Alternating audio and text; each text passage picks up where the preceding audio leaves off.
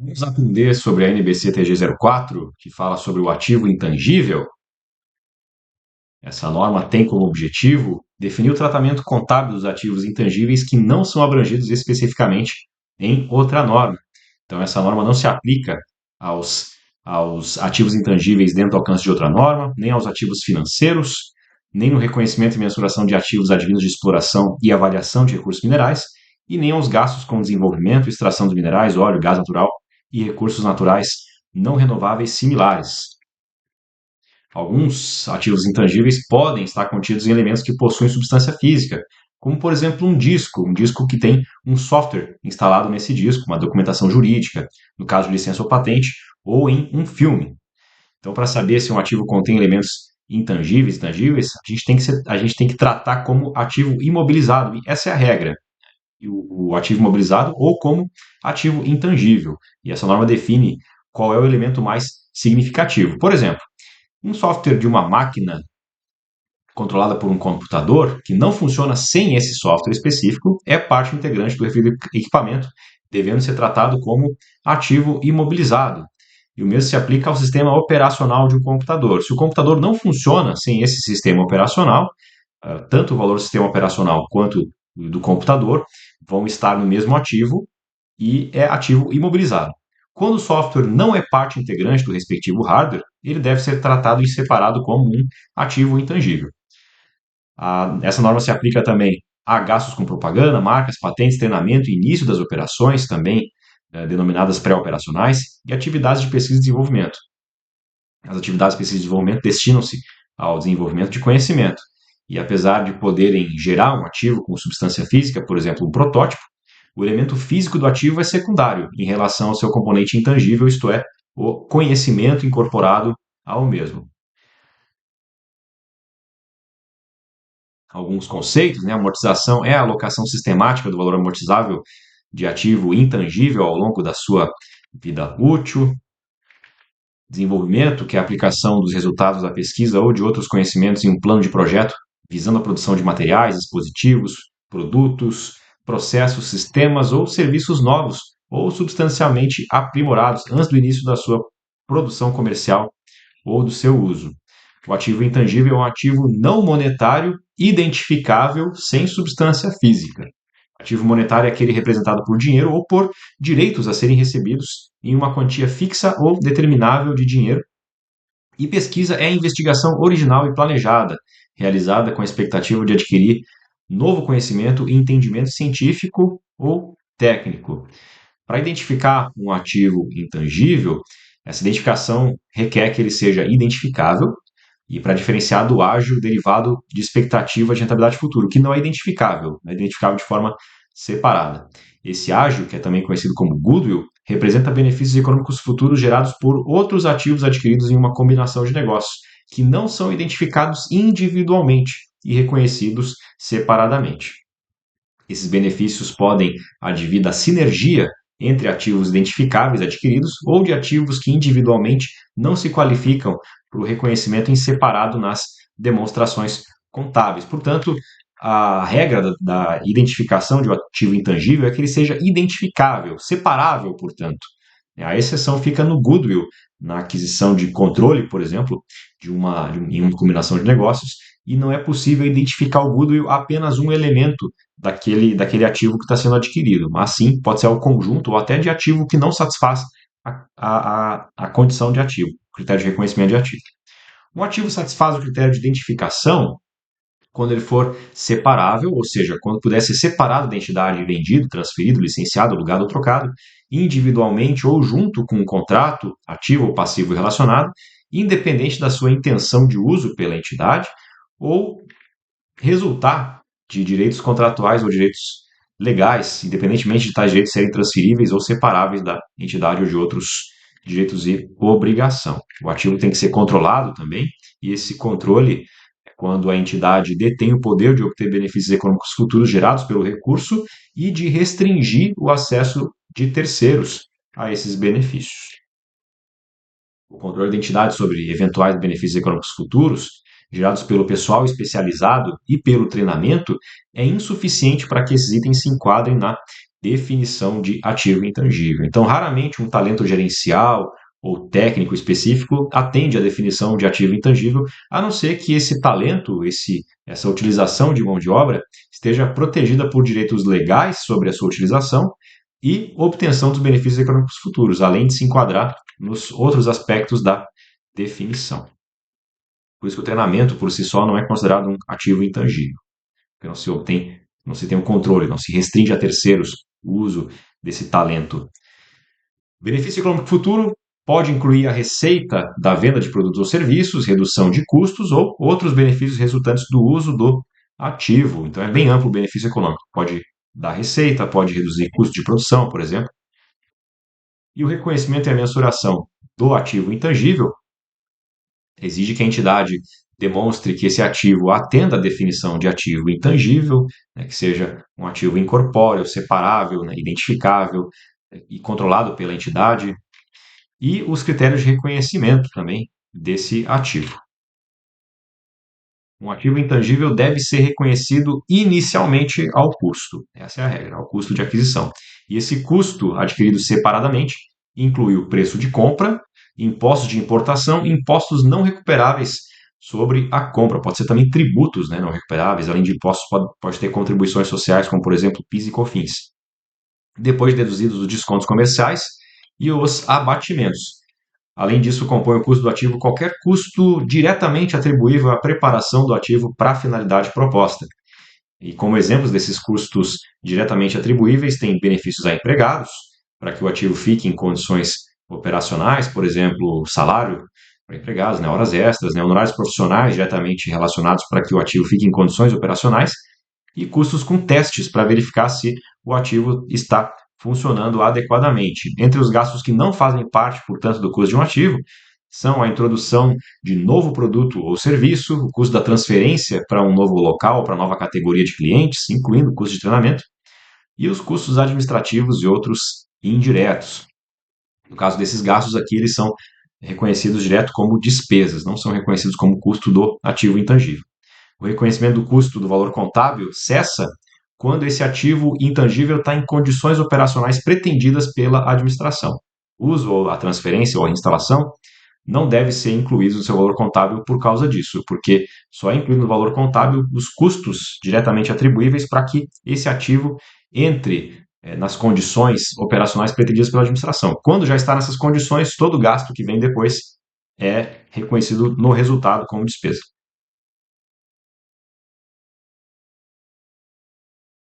O ágio, derivado da expectativa de rentabilidade futura, mais conhecido como goodwill, e esse goodwill gerado internamente, não deve ser reconhecido como um ativo.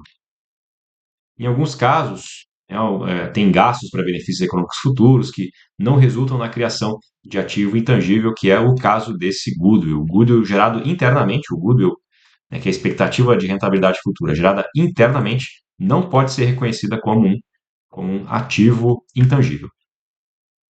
Assim como a fase de pesquisa. Nenhum ativo intangível resultante de pesquisa ou da fase de pesquisa de projeto interno deve ser reconhecido. Os gastos da pesquisa devem ser reconhecidos como despesa quando incorridos. Então, existem alguns exemplos de atividade de pesquisa, que são as destinadas à obtenção de novo conhecimento, busca, avaliação, seleção final de aplicações de resultados de pesquisa ou de conhecimento, buscas de alternativas para materiais, produtos, formulação, projetos, seleção final e alternativas. Tudo isso, como atividade de pesquisa, é reconhecido como despesa. E atividade de desenvolvimento, essa atividade pode ser reconhecida como um ativo intangível somente se a entidade puder demonstrar todos os aspectos a seguir enumerados. Então, deve reconhecer como ativo só se atender a todos os seguintes aspectos. A viabilidade técnica, para concluir que esse ativo vai ser disponibilizado para uso ou para venda, a intenção de concluir o ativo e de usá-lo ou vendê-lo, a capacidade para usar o ativo ou vender o ativo intangível, a forma como o ativo deve gerar benefícios econômicos, a disponibilidade dos recursos técnicos, financeiros e outros para usar ou vender o ativo e a capacidade de mensurar com confiabilidade os gastos atribuíveis a esse ativo durante o desenvolvimento.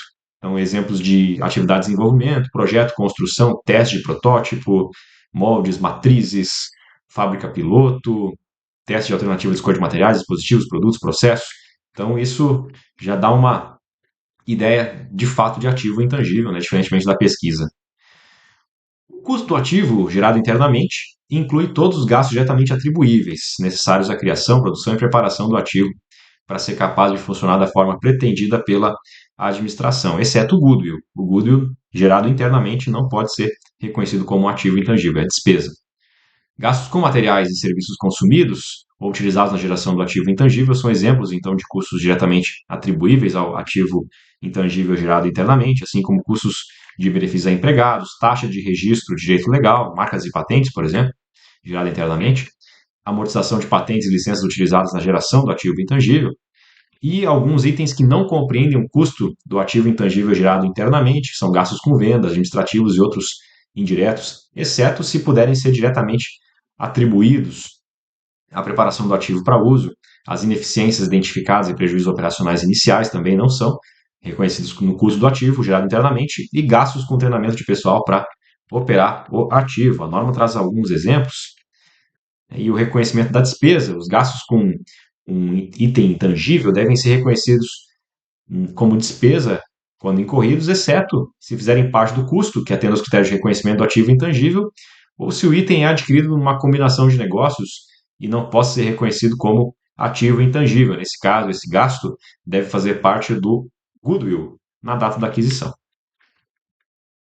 Outros gastos a serem reconhecidos como despesa são gastos com atividades pré-operacionais, exceto se elas puderem ser incluídas no custo do ativo imobilizado, né, se for o caso, e gasto com treinamento, com publicidade e atividades promocionais e remanejamento ou reorganização total ou parcial. Esses gastos são despesas quando ocorrem. Após o reconhecimento, a entidade pode optar pelo método de custo ou pelo método de reavaliação como a sua política contábil, quando a opção pelo método da reavaliação não estiver restringida por lei ou norma legal regularmente estabelecida. Então, existem leis que proíbem, por exemplo, de fazer a reavaliação, em alguns casos. Quando não tiver proibida a reavaliação, pode optar para o ativo intangível, o método do custo ou o método da reavaliação. Caso seja contabilizado no método da reavaliação, todos os ativos restantes da sua classe devem ser registrados utilizando o mesmo método, exceto quando não existir mercado ativo para avaliar o valor justo desses itens. Então, uma classe de ativos intangíveis é um grupo de ativos com natureza e uso semelhante. Os itens de uma classe devem ser reavaliados simultaneamente, né, ao mesmo tempo, para evitar a reavaliação de apenas alguns ativos da mesma classe e a apresentação de valores de outros ativos nas demonstrações, representando uma mistura de custo em valores em datas diferentes.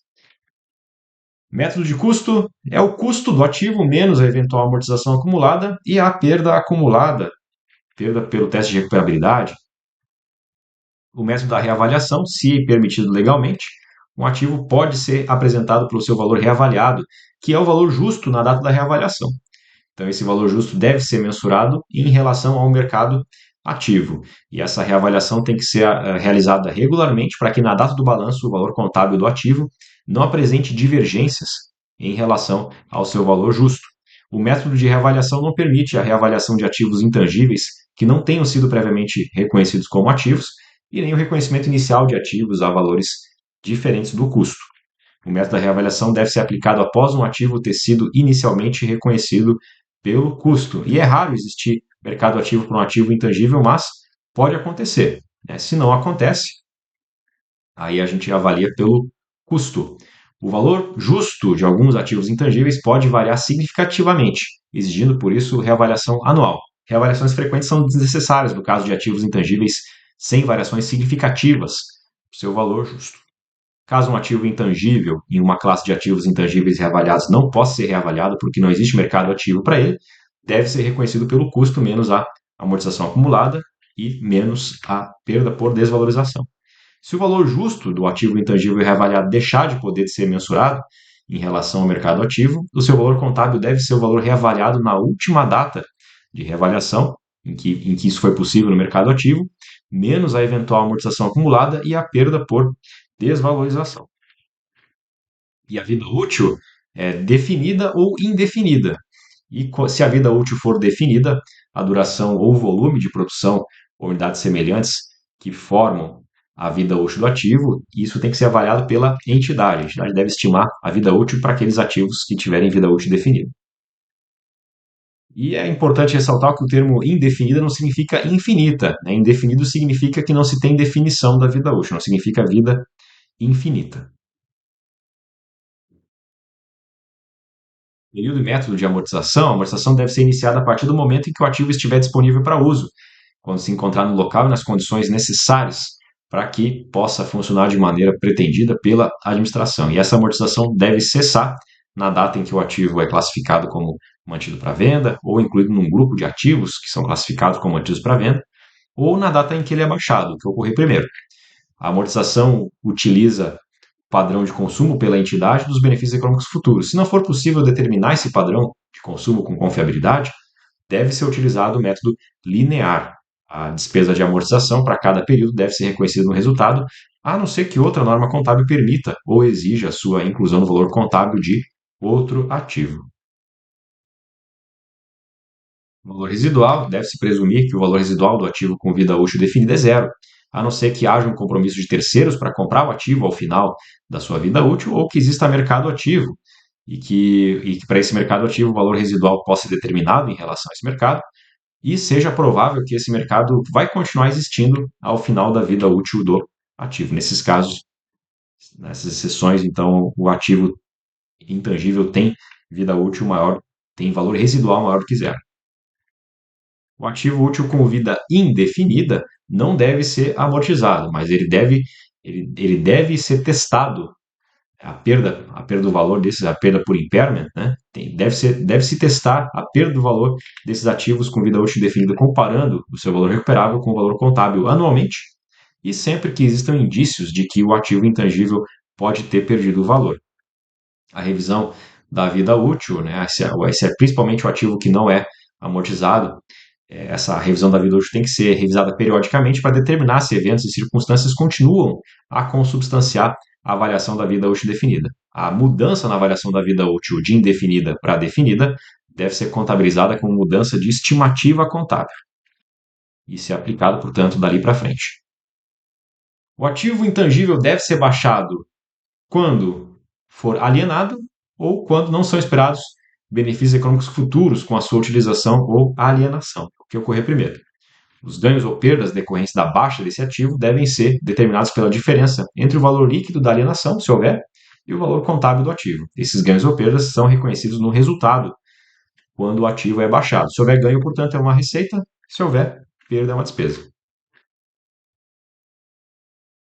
Exemplos de classes distintas de ativos, né? Todos os ativos intangíveis da mesma classe, conforme diz a norma, devem ter o mesmo método, ou método de custo ou método da reavaliação. Então, exemplos de classes distintas são espécies distintas de ativos imobilizados. A gente pode citar aqui na norma marcas, títulos de periódicos, softwares, licenças e franquias, direitos autorais, patentes, propriedade industrial, receita, fórmula, modelo, projeto, protótipo, ativos intangíveis em desenvolvimento.